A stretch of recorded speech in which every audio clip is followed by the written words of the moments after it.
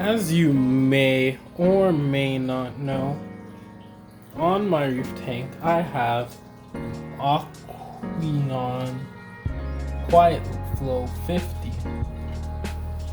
and I've already shown you guys one video of the mods, which is how I added carbon to my filter. And the next mod I want to show you is the algae scrubber. And first thing you have to notice is that I have a round piece of plastic to prevent the salt splash from hitting the LED. This is a 660 red LED I got off eBay. I'll put links for everything I bought in the description. And right here is the algae scrubber. It's not that big, but as you can see, it grows algae, nice green algae. I run this actually 20 hours a day. The off period, some people say it's more optimum to have an off period, but the main reason I have an off period is really to give the LED and the power supply to time to cool down. There is quite a few mods you're gonna have to do to your filter to get an algae scrubber in it. Now, there's a lot of things to decide when you're choosing how to set up your algae scrubber in your nano. So the first mod, as I showed you, is the lid. You're gonna have to put a hole into it and then put a clear plastic piece that's round so that the LED isn't actually touching the plastic piece, and you need something to prevent the light from splashing on your LED. As you know, salt water and electronics really don't mix well. The filter came with 3 or 4 black plastic bars here. I'm guessing it was to distribute the flow here better. You're gonna have to remove them. The simplest way I did was just bend them over, wiggle them until they broke. So I just broke them out. You are going to need a mesh, which is something for your algae to grow on, as well as it's simple to remove so that you can easily trim your algae, which is the important aspect. You don't want it to be difficult to remove, especially since you are going to have to trim it so that you are actually exporting nutrients. So either way, you're gonna have to cut out a mesh that fits into the area where your algae is going to be growing. There is 2 other things you're gonna need, which is the light source. This right here on top of this metal heatsink is a 660 nanometer red LED, 3 watts. You're gonna want a 3 watt LED. So the next important thing is to get a power supply. You see right above where my finger is, it says 700 mA, which is milliamps. You want to find us a power supply that is from 750 milliamps to 500 milliamps. I won't go higher than 750 because what's going to happen is, and which is why you have to have a heatsink, is your LED is going to overheat. This power supply I have right here is actually just a regular phone charger that I found that had set the requirements I was looking for 700 milliamps. Now you could buy a phone charger on Amazon within the amperage range you're looking for, like 700 milliamps like I am using. But you might just have an old phone charger from a previous phone you had that you could use. And this way it doesn't cost you anything to get the phone charger. Now all that means you have to do is buy the red LED and this heatsink. Now this specific heatsink I have that I'm gonna link actually has an adhesive on it already. So when you buy your LED on the PCB star, like this one, which is what's gonna come with, you could just stick it right on, and it is attached to the heatsink, which makes it really convenient. And the heatsink is really just a piece of metal to disperse heat.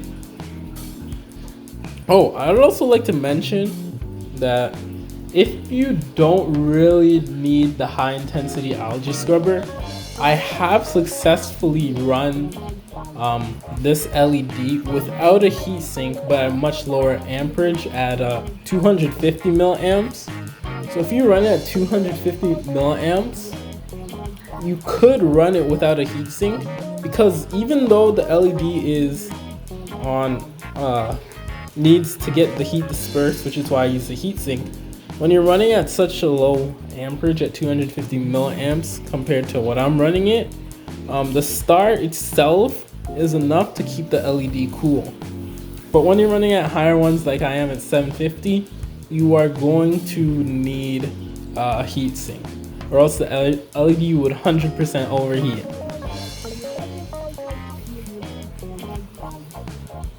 So let's say now you found your power supply that is under 750 milliamps.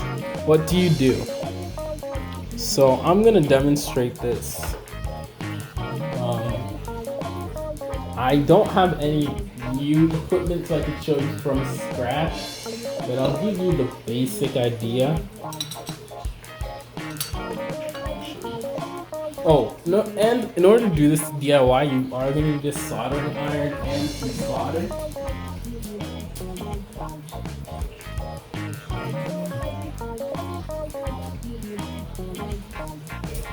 So you're going to need some solder, just any basic electrical solder, non-toxic, good to go, and a soldering iron.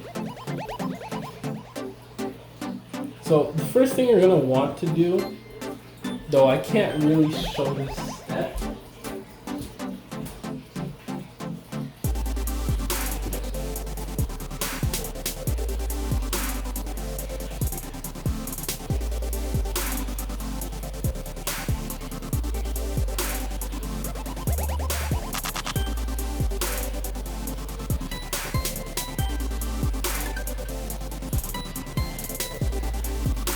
is, since I actually have to use this charger, but you can see this charger has two wires.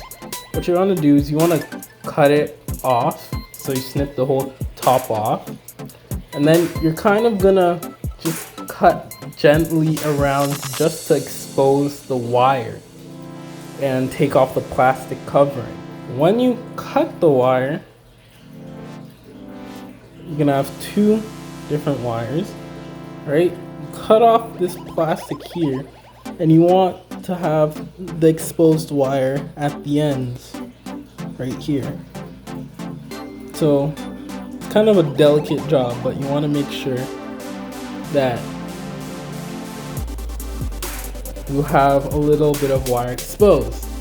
Now the next thing you're gonna do, and you want to remember it, so when you buy the new LED, they have a plus and a minus, but since I'm redoing it, I can't see it. But what you're gonna want to do is you're gonna plug in your power supply with the cut ends, and then you're gonna determine which side is the plus and minus. So make sure you don't look directly at the LED when doing this, but you just touch them to the ends, and if nothing happens, flip it around. And you see, so this is the way you want to solder them on. Now to solder them on, I find the easiest way to do that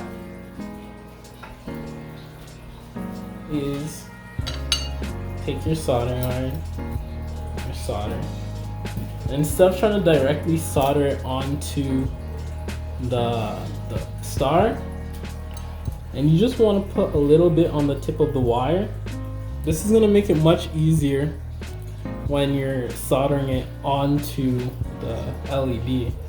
Having a little bit of solder on each tip of the wire. And I forgot which side is which again, so I'm just going to plug it in and test which way this goes. So just touch the ends, it lights up.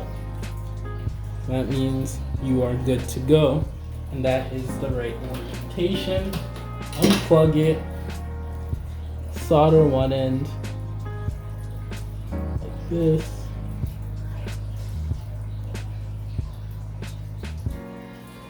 And you solder the next end. The end result is you got your 660 nanometer LED soldered onto this heatsink, and you have your power supply attached to it. Now, all you have to do is make sure it works for the last time. Plug it in, lights up, and you are good to go. Now, I want to point out that this wire actually comes with 4 wires in it, and I know some of you might come across that as well when you're dealing with a power supply.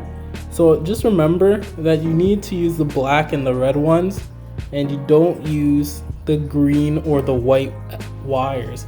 So you could just cut them off the white wires. I leave them just right in there, right in here, so you can't even see it. And you just need some extension on the red and black ones.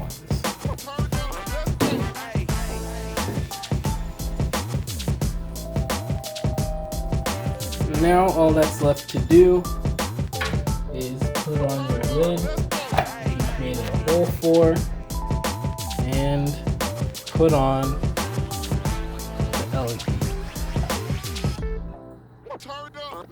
And that is it.